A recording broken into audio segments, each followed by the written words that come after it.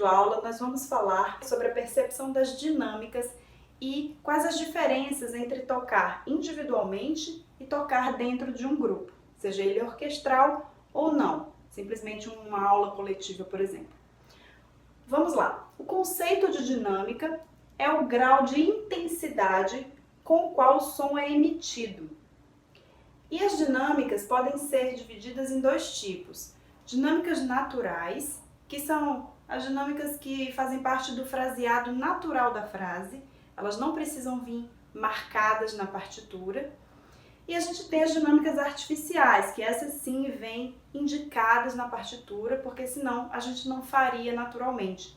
Então, é uma observação do compositor para que a gente aumente ou diminua o volume na peça, ok? Bom, o professor, ele deve conhecer previamente todas essas gradações das dinâmicas que vão desde o pianicíssimo até o fortíssimo, né? E tendo crescendo, decrescendo, enfim. Então é importante ter essa construção, esse mapeamento aí das dinâmicas, mas também é muito importante saber que elas são relativas. Isso a gente vai ver daqui a pouco quando a gente for falar das dinâmicas em grupo e no individual. Bom, vamos falar agora de forma didática no aprendizado do violino. Para uma primeira abordagem, normalmente a gente fala sobre o eco, o som do eco, né? Então a gente fala uma coisa em uma altura e depois a gente sussurra e fala a mesma coisa mais baixinho. Isso vai acontecer no repertório. Então o aluno vai aprender normalmente pela primeira vez uma dinâmica através do eco, tá? Em seguida, aí assim a gente vai implementando, crescendo, decrescendo, forte, fortíssimo, vai fazendo essas diferenciações mais sutis, né, das dinâmicas, mas a primeira seria essa do eco, ok? O professor, ele sempre deve estimular e demonstrar todas as peças musicais, mesmo as mais simples, com dinâmicas naturais. Tá? Então, nunca deixar de mostrar essa musicalidade, essa sensibilidade, de fazer a ondulação das frases. Isso é muito importante. Então, às vezes a gente acha que o aluno não está percebendo isso, mas ele está. Ele vai já entendendo musicalidade, entendendo dinâmica a partir do que ele escuta nas aulas, né, do professor executando. Então, por isso é muito importante ter em mente que as dinâmicas naturais, elas são obrigatórias, né? Elas estão presentes, mesmo num tema simples como um Brilha, Brilha, Estrelinha, por exemplo, né? Se você for fazer com musicalidade, ela tem uma ondulação.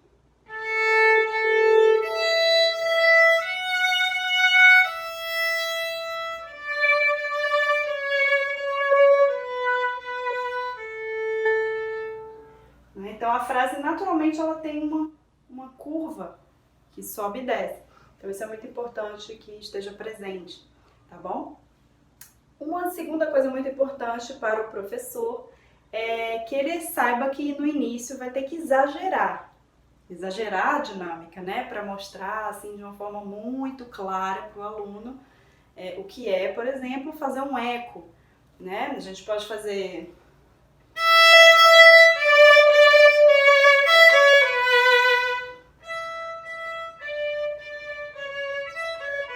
para ensinar, não é? Porque lógico que isso é um pouco exagerado, se a gente for transformar realmente numa performance, numa coisa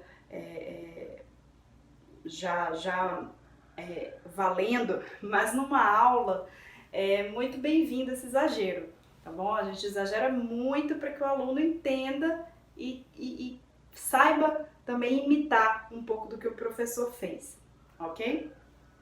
Agora eu queria falar um pouco sobre técnica de arco para o ensino das dinâmicas, né? Bom, a gente pode ensinar, vamos falar aí da dinâmica de eco, por exemplo, não é? Onde a gente toca uma frase forte e outra piano, não é? A gente pode ensinar através de 3 caminhos, e eu vou sugerir aqui que siga nessa sequência. Então, primeiramente, para um aluno que ainda não tem tanto controle, aluno que está começando, ele vai variar a dinâmica variando quantidade de arco. Então ele vai, vou dar o mesmo exemplo da peça do Suzuki que eu dei agora. Ele vai usar muito arco.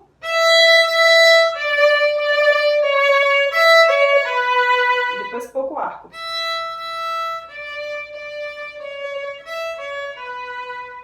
Né? Se ele não conseguir usar muito arco ainda, tudo bem, ele pode usar um arco normal, mas depois ele diminui para fazer o piano. Então essa seria a forma mais simples de se variar a dinâmica. Depois ele pode fazer, além da quantidade de arco, também com peso, né? Mais peso e menos peso. Então a gente pode associar as duas coisas.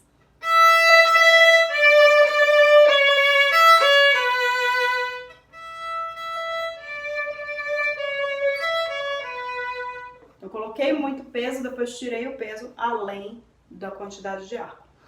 E uma terceira e última etapa seria variando os pontos de contato. Né? Então a gente vai associar as três coisas, então vai ter mais ainda esse contraste, porque o forte vai ser mais forte, o piano também vai ser mais piano. Né? Então ficaria...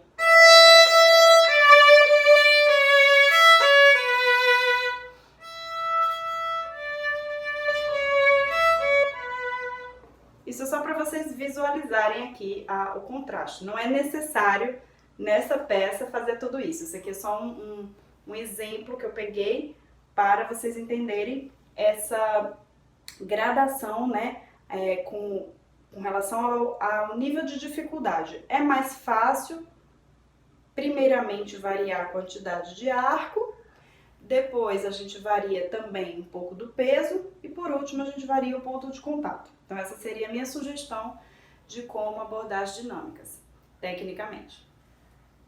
Muitas atividades podem ser feitas, tá, para essa sensibilização da dinâmica. É muito importante que o aluno entenda o porquê dessa variação toda de dinâmica, não é? Que não é simplesmente porque o professor pediu. Né? Então a gente pode fazer atividades onde o professor conta uma história e nessa narrativa ele primeiro utiliza ele vai contar a história sem dinâmica, ele vai falar era uma vez um cachorrinho chamar, então ele vai falar de uma forma monótona, né? Quer dizer, sem variar as cores, a entonação, o tipo. Então o aluno vai falar, nossa, que chato ouvir essa história assim. Né? Então ele vai ver que precisa de variações, precisa de entonações, de coloridos, de alturas, volume, né? Nessa voz. Então essa é uma ótima sensibilização para os alunos.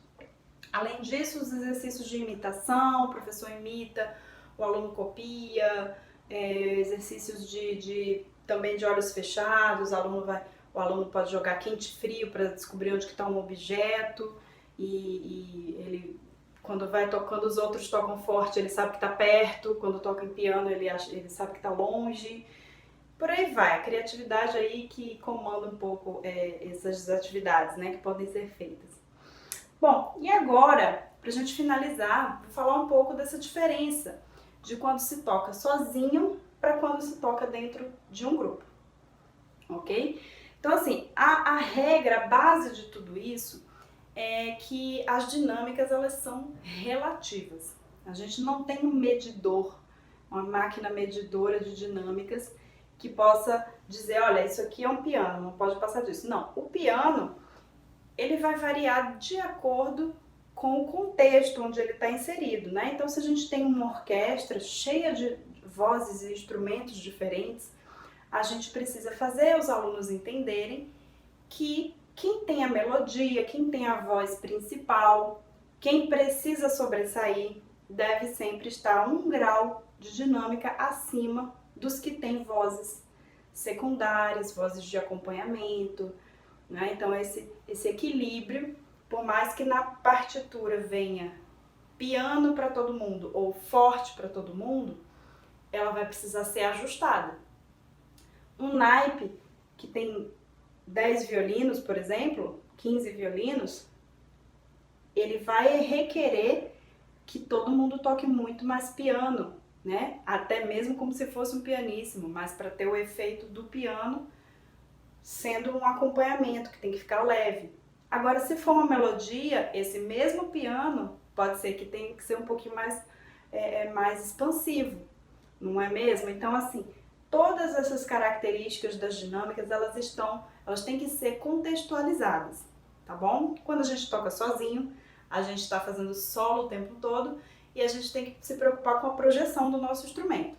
Então, assim, a princípio a gente precisa ter essa preocupação de projetar o som e isso vai impactar nas dinâmicas.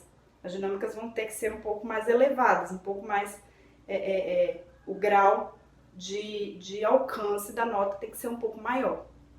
Tá bom, gente? Então, relativizem as dinâmicas, ensinem que elas estão inseridas em um contexto, tá bom? E eles vão entender e espero que o aprendizado tenha sido bom, tá bom? Até a próxima videoaula!